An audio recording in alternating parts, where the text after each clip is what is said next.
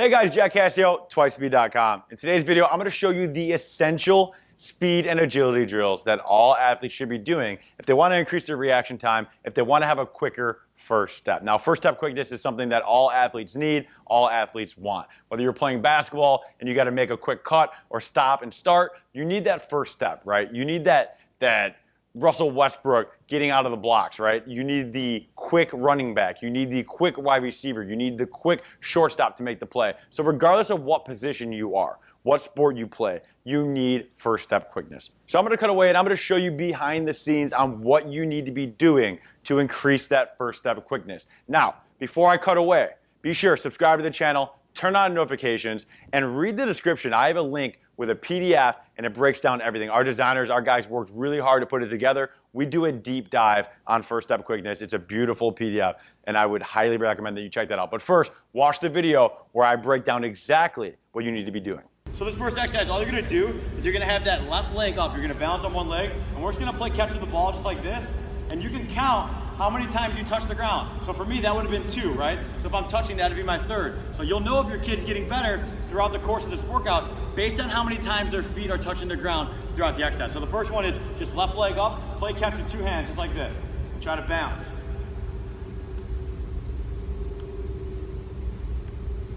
Good. And then we're gonna switch. Now we're gonna go right leg up. Same thing, 2 hands.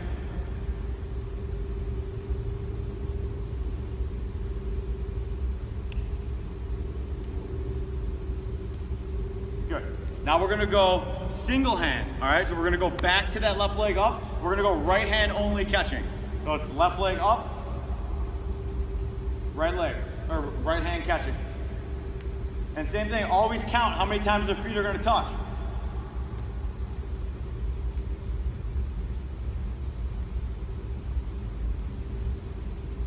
Good, we'll switch. And now we'll go left hand, right leg up.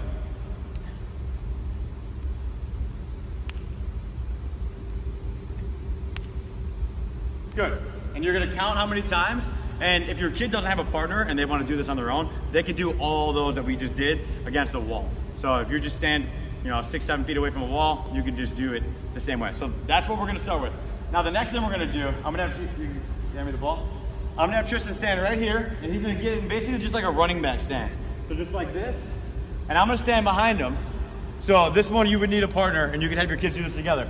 And I'm just gonna toss the ball out on an angle. It's either gonna be on a 45 this way, a 45 that way, or just straight. And he's gonna look for the ball just to come out, and then he's gonna react. All right, and I'll say ball when I get rid of it, just to make it a little easier. Ball.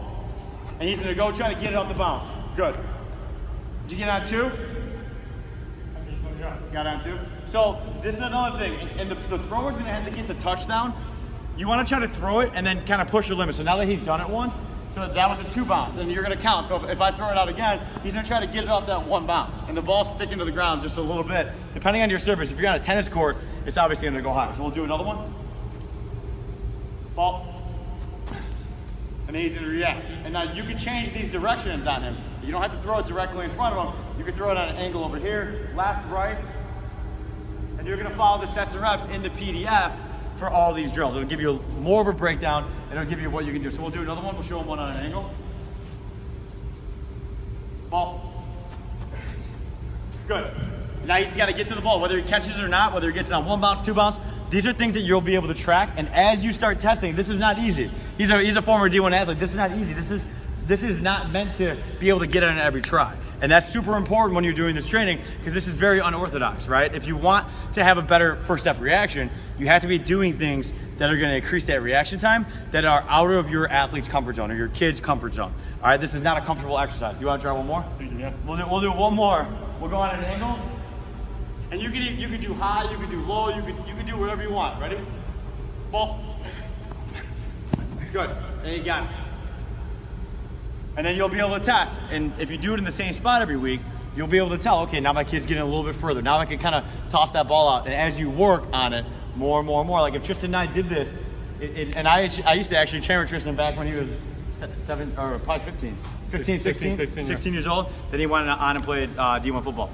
But if him and I were doing this all the time, 2-3 times a week, he's gonna be able to crush this drill. So it is something where you build up that muscle memory, where you have to have your kids stick with it and challenge them. Start to mark off. You can even put chalk of how far they can get out off of that, like chalk your home base, and then chalk how far they can get that reaction. All right, and then you can start taking away, instead of saying ball, you could just throw it, and then as soon as they see it, they gotta react.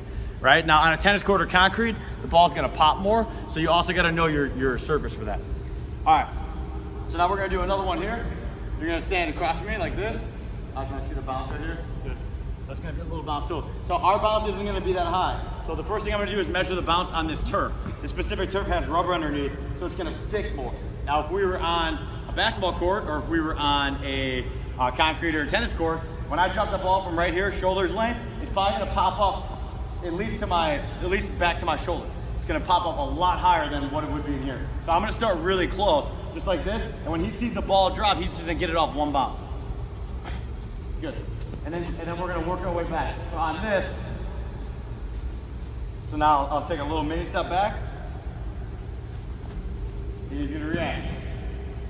And again, know your surface. Now, a lot of parents will come to me and they'll be like, well, I stopwatched my kid in week 1, and then I stopwatched them again in week 2, and they didn't get faster. And then my first question is, did you use the same stopwatch, or did you use a phone and then a stopwatch? And a lot of times, parents will hit me up. They'll be like, well, I used my phone on this day and then a stopwatch on this day. You have to use the same things over and over. If you really want to track and measure everything going on, try to make it like the spot, whether it's in your garage, in your backyard, on a tennis court, on the concrete, whatever the surface is, try to replicate that surface over and over and over again, because the terrain will change these sort of drills. So we'll do one more. So I would just walk back like this, a little bit further. Good, and then he's gonna work his way out. And then as you get further, in the PDF, we'll explain how the sets and reps work, but you basically just keep going back. And if you wanna mark off how far they can get, mark it off, make them compete. The more you can get your kids to compete, the more they're gonna wanna do these drills, the faster reaction time, the faster everything else, right? Okay, cool. So now we're gonna cut away and we're gonna show you a couple more drills right now related to the reaction ball and the coordination and balance. All right, so this next one's gonna be similar to the last one, only I'm gonna stand directly in front of him and I'm gonna toss the ball out on a 45-degree. Now, I'm not sure if he did in the last one. It was hard for me to see because I was talking this way, but Ryan, in the editing, point around at the time if he does a false step. This one, do not false step, and just give him like a false step. So a false step is basically this, and I thought I caught it out of my eye on one, where if you're coming here, if you're a running back or whatever position you play, and your first step's that, you're already losing some space. Right? So your first step is always forward. So in every drill that we see, if you see him do a false step, we'll put a little note around that. Make sure that your children are going from here, point A to point B, as quick as possible. There's none of this, right? And you'll see a lot of running backs, especially youth running backs, that go like that right out of the gate because it's comfortable and that's what's normal. But really, even if you gotta make the ball, even if you gotta shorten the drill a little bit and just get them in that forward lean and that good posture, that's what we'll focus on. So on this one, I'll make sure I'll make them redo it if I see a false step. So now we're just gonna come here and I'm just gonna go a toss out either direction, left or right, and then he's just gonna react to it. Good. And you can change it up. You can get as creative as you want with these drills. You could be here, go right at them. You can throw it any direction just to get them moving and get them reacting. Remember, this is about first step and reaction. The more that you train your eye to react to things in different uncomfortable situations just like this, the more your kid's gonna be second nature in the game. A lot of things are gonna come more second nature to your kid by doing drills like this. They're gonna set themselves apart, and it doesn't take much time, 15, 20 minutes tops, a couple times a week, and you'll notice big difference. Okay, so now we got the 45s done. Now we're gonna go right back. We're gonna do some balance like this, and we're gonna, basically like we're pitchers in baseball. So there you go, yep. So like you're a ready pitcher, and I'll be a ready pitcher. Now we're just gonna play catch like this.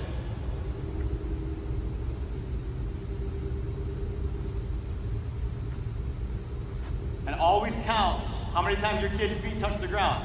And again, this is one that they can do against the wall. They don't necessarily even need a partner.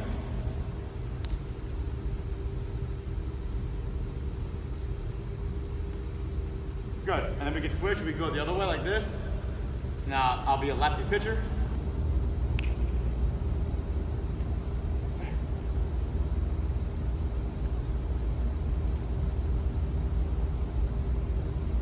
Good. All right, cool. And the last one, you are gonna need a partner unless your kid wants to cheat and use a wall, but this one is really good with a partner.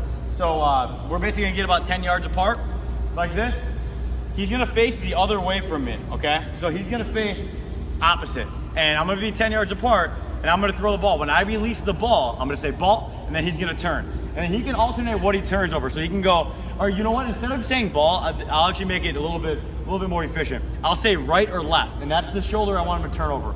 If your kid is younger, and that's a little harder for them to react to right or left, then you could just say ball, all right? So I'll show you a couple. The first one I'll say ball, and then I'll show you the next version once your kid gets the ball down. Ready? So we'll go on ball, Tristan. Ball. Good. And notice I said ball a little bit early of my release. So if you actually rewind that and watch my release, the ball was a little bit before. So as you want to make it harder, just say ball later, all right? Or you can make them like a ninja and they hear it hit the ground and they turn around. That's completely next level. Ready? We'll go on ball again. Ball. Good. One more of those.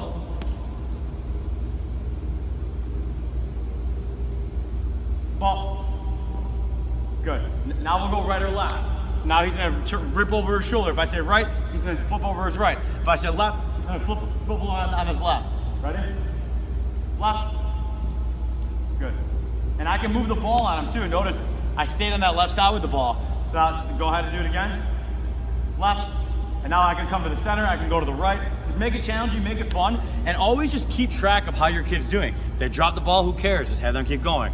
That's the beauty of doing stuff like this. We can do one more, we'll go over to the right.